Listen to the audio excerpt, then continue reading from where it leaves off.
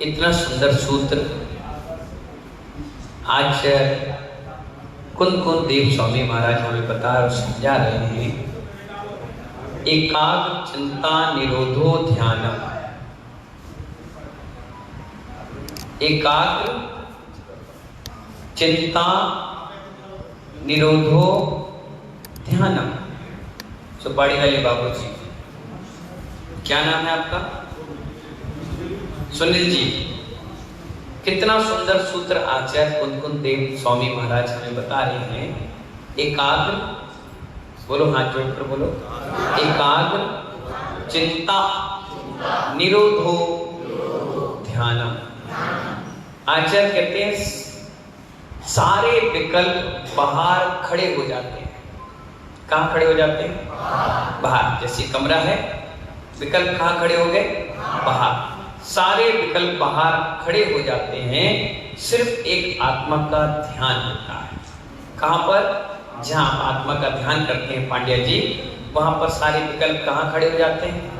बाहर खड़े हो जाते हैं। इसलिए छोटा सा ज्ञान भी बहुत महत्वपूर्ण होता है।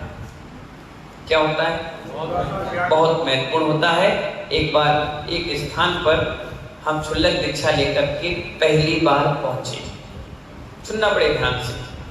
अनिल भैया, दीक्षा हुई हमारी नागपुर में और मैं वहां से आया।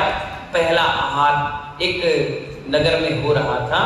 जैसे मैं शुद्धि कर लिया, शुद्धि करने के बाद हाथ में हल्की सी चमड़ी होती ना नाखून के बाद, मैं उसको निकालने लग गया। तुरंत एक महाराज जी थे, उन्होंने कहा ये क्या कर रहे हो? मैंने कहा ये चमड़ी निकल रही थी तो निकाल लिया। बोले नहीं, अब तुम्हारा 16 फिर से बदलना पड़ेगा। मैंने कहा क्यों? बोले आपने चमड़ी निकाल ली, वो चमड़ी डेड हो गई। क्या हो गई? डेड हो गई। और डेड बॉडी को किसी ने छू लिया पाटनी जी, तो क्या होता है? कपड़े पूरे बदलने पड़ते। मैंने कहा इतना? बोले हाँ, ये जैन दर्शन है। छोटे से छोटे और बड़ी से बड़ी गलतियां माफ नहीं होती हैं, साफ हो जाती है। क्या हो जाती है? मैंने कहा अरे बाप रे, अपन कितनी गलतियां करते थे, कितने विकल्प रखते थे और सोचते थे कि हमने शुद्धि बनाए रखी है। बोले अरे चौके में आहार बाल अंतराय अंजलि में आ जाए तो अंतराय है ही। अगर सब्जी में या सामान में दिख भी जाए तो भी अंतराय। बाल क्या है?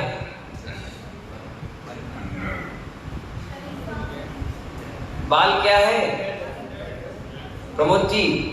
मल है, मल। मनोज जी क्या है? मल है बाल। जब तक शरीर में लगा कोई दिक्कत नहीं, जैसे वो वहां से हटा वो क्या हो गया? मल की श्रेणी में आ गया। इसीलिए हमारे यहाँ जैसे अंजलि में या सामग्री में बाल आता है तो गृहस्थ भी उसको भोजन नहीं करता, उसको अलग कर देता है। अब आप देखिए, अगर दाल आपने बनाई और कटोरी में दाल ली और उसमें बाल आ गया तो वर्षा जी आप क्या करती हैं? किसको हटाती हैं? बाल को? व्यक्ति को? दाल भी और दाल की कटोरी को भी अलग कर देते हैं। और माँ या पिता वहां खड़े हैं, वो देख रहे हैं कि महाराज श्री दाल और रोटी ले रहे हैं और आपने दाल अलग कर दी, अब कुछ नहीं बचा तो धीरे से कहते हो दूसरा ले आ। राहुल भाई क्या करते हो? दूसरा ले आ। जनरेटर वाले बाबूजी क्या कहते हो? दूसरा ले आ। लेकिन जिनवाणी कहती है अगर जिस चीज में बाल निकल गया अब वो पूरे आहार में चीज नहीं चलेगी। क्या नहीं चलेगी? बाल निकल गया, यानी आपने आटे से रोटी बनाई है और रोटी में बाल निकल गया। अब पूरा आहार बिना आटे की बनी हुई चीजों से ही होगा। क्या समझ में आया? क्या समझ में आया? घी में भी निकल गया अगर कुछ तो पूरा घी खराब हो गया, मल का अंश उसमें आ गया। अब वो आहार आप नहीं ले सकते। इसीलिए सब छोटी छोटी। और अगर आपने मायाचारी कर ली, नहीं दूसरी दाल है। एक बात बताओ, हम भी तो घर में रहे, क्या 1 मिनट में दाल बन जाती है? नहीं तुम आगरा वाले स्पेशल हो। लो बन गई महाराज जी, हैं? बताओ भाई, पवन जी चांदी वाले, बताओ बन जाते क्या? एक नॉर्मल कॉमन टेंस है, कॉमन सेंस नहीं, ये कॉमन टेंस है कि इतनी देर में दाल बन नहीं सकती, आ नहीं सकती, और आप कितने प्यार से झूठ बोलते हो, अब भी बनी है, अब भी दूसरी लाई है, ये है ही नहीं। तुम तो महाराज कोई बेवकूफ समझते हो, महाराज जी बोल के हम होशियार है। भैया इतनी मायाचारी क्यों करना? मालूम है बाल लगा हुआ भोजन या बाल डला हुआ भोजन, अगर आपने वो कटोरी अलग कर दी, बच गया जो भोजन वो दे दिया, अब महाराज के पूरे परिणाम उसमें जाप में, सामायिक में, स्वाध्याय में, धर्म ध्यान में, प्रतिक्रम में नहीं लगेगा। हो सकता है उनका स्वास्थ्य भी खराब हो जाए, चींटी आ जाए, मच्छर आ जाए। मालूम है हर्निया की बीमारी किसको होती है? हर्निया एक बीमारी है, 7 लेयर अपने पेट की होती है, इस जगह पर वो 7 लेयर से अतड़ियां बाहर आ जाए, दीवार तोड़कर आइटम अंदर का बाहर आ जाए, उसे कहते हैं हर्निया। क्या कहते हैं? हर्निया। ये क्यों होता है? जिस व्यक्ति ने भोजन किया और भोजन बिना देखे किया, तो जिस भोजन में चींटी आ जाए पेट में, क्या आ जाए? चींटी आ जाए और अंदर चली जाए, बस समझ जाओ आने वाले समय में 1-2 साल में आपको हर्निया की शिकायत हो ही जाएगी। जिसकी ये होती इच्छा तो कुछ भी खाता है, बाहर फूटने लग जाता है, वॉमिटिंग होती है, पित्त भड़कने लग जाता है, कहीं ना कहीं उसका बाल का रेशा पेट में चला गया है, और पेट में जाने के बाद अतड़ियों को उसने क्या कर लिया है? अपने ग्रिप में ले लिया। इसी के कारण हमारे यहाँ जैन दर्शन में शोध करके भोजन करने की विधि बताई, और इसीलिए साल में जब भी जामुन आए, क्या है? जामुन आए तो कम से कम 1 कटोरी जामुन तो साल में एक बार खा ही लेना चाहिए। जामुन की इतनी बड़ी क्वालिटी है कि जैसी पेट में जाता है, पेट में साल भर की जितनी भी गंदगी जमा है वो सब निकाल कर बाहर कर देता है। समझ गए हैं कि यहां पर मैं आपको एक बात बता रहा था कि ज्ञान कितना बड़ा महत्वपूर्ण है। हमारे यहाँ हर चीज की व्यवस्था दी गई है, पढ़ोगे तो सब चीज मिलेगी और लड़ोगे तो कुछ नहीं मिलेगा। पारस जी क्या बताया मैंने? लड़ोगे तो कुछ भी नहीं मिलने वाला, जो बना बनाया ज्ञान है थोड़ा बहुत मिलना है, वो भी माइंड अपसेट हो जाएगा, तो देने वाला देगा नहीं, लेने वाला लेगा नहीं। और अगर पढ़ोगे तो बहुत कुछ मिलेगा।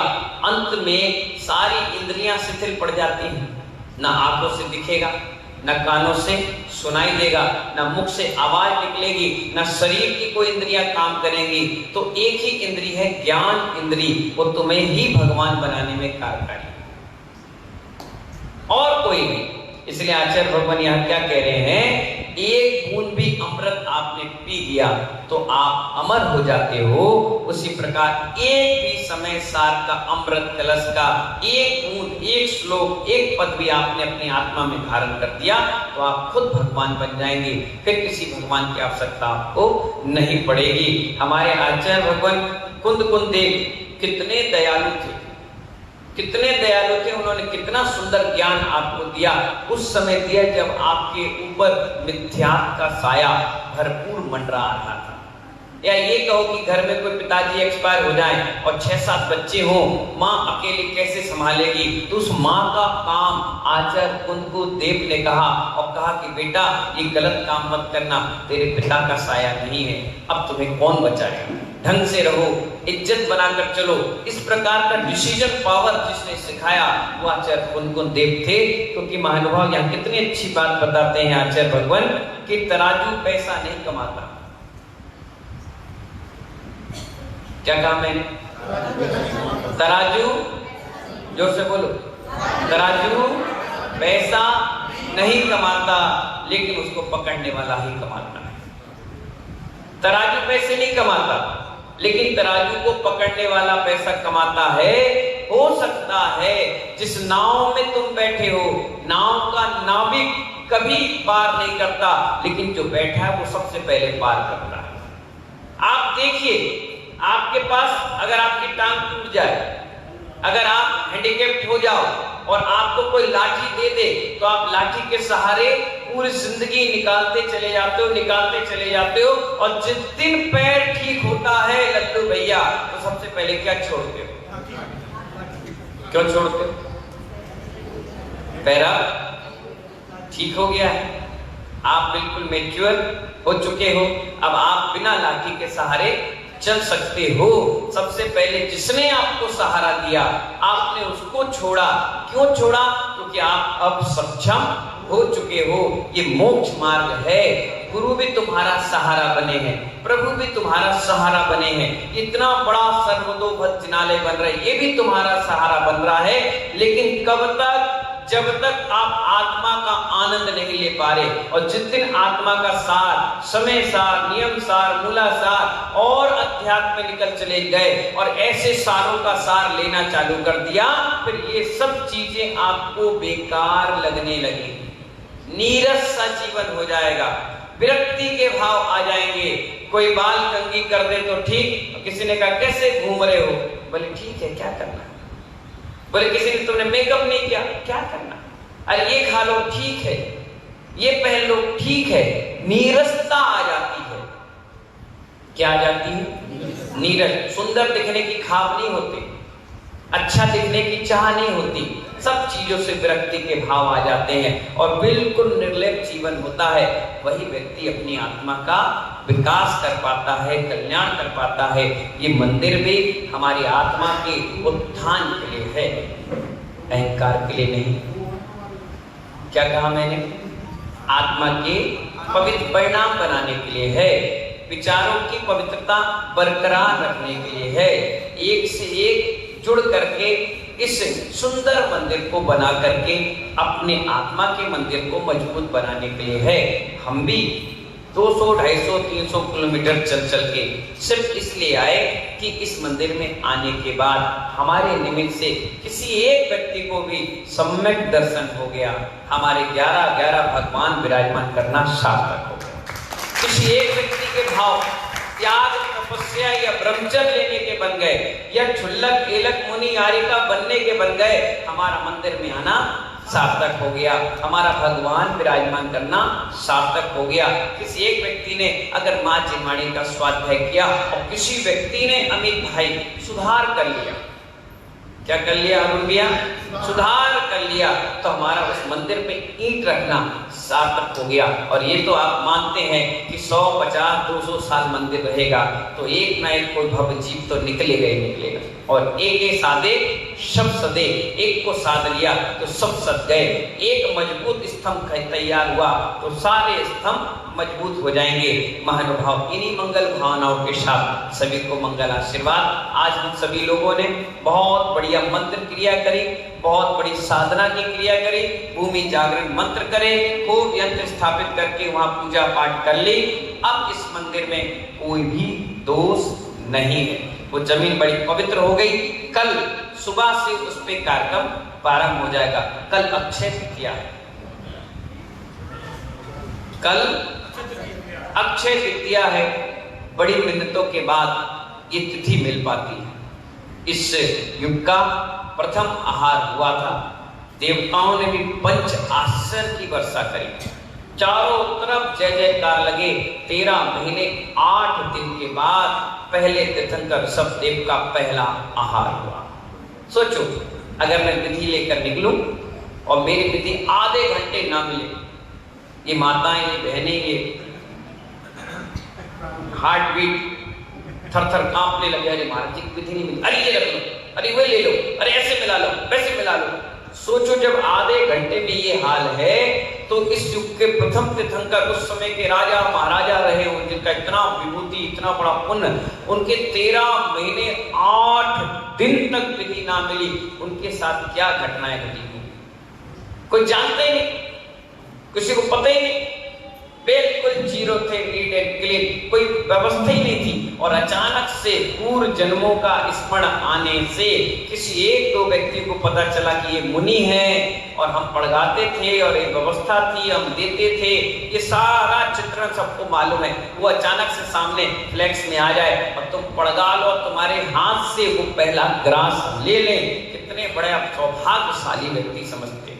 कल का दिन कहता है जिसने लिया, बोलो हाथ जोड़कर बोलो ना, जिसने लिया और जिसने दिया, जोर से बोलो, हाँ जिसने लिया और जिसने दिया दोनों तर गए। जिसने लिया, लिया किसने? ऋषभदेव भगवान, और दिया किसने? राजा श्रेयांश ने। दोनों का इतिहास है, दोनों तर गए। तो कल हमें भी देना भी है और लेना भी है। देना आहार है और लेना पुण्य की वर्णा है। तो कल यहीं पर आहार होगा।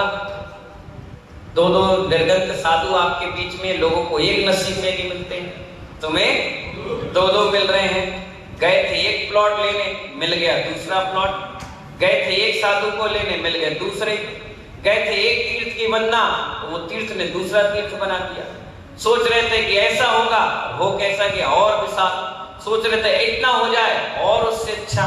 सोच रहे थे इस प्रांगण में हो जाए, अब वो प्रांगण भी छोटा। तो महानुभाव, हर चीज आपकी डबल होती चली जा रही है। कल आहार देने का मौका मिलेगा। कल सुबह कार्यक्रम है, इसलिए अपन थोड़ी सी जल्दी से 8 बजे समय से उठ जाएंगे। कितने बजे? 8 बजे समय से आहार कर लेंगे। 8:30 बजे तक अपना आहार फ्री। 8:30 बजे का मुहूर्त है ध्वजारोहण का। तो यहाँ से सीधे उस प्रांगण में पहुंचेंगे, ध्वजारोहण कराएंगे और ध्वजारोहण कराते ही जहां आपकी भूमि है वहां मंत्र क्रिया करके 5 मिनट की हम लोग सीधे मंच पे पहुंच जाएंगे और वहीं बैठ करके उद्घाटन, दीप प्रज्वलन, अनावरण और गुरुजी का अर्घ और उसके बाद कार्यक्रम प्रारंभ। 2 घंटे प्रोग्राम उस मंच पे चलेगा। उसके बाद मुहूर्त आ जाएगा खनन का, शिलान्यास का और व्यवस्थाओं का। तो वो सारी क्रियाएं वहां चलेगी। 12 बजे तक ये कार्यक्रम चलेगा। उसके बाद हाथ जोड़ो और पीछा छोड़ो, हाथ जोड़ो और पीछा छोड़ो, क्योंकि हमारे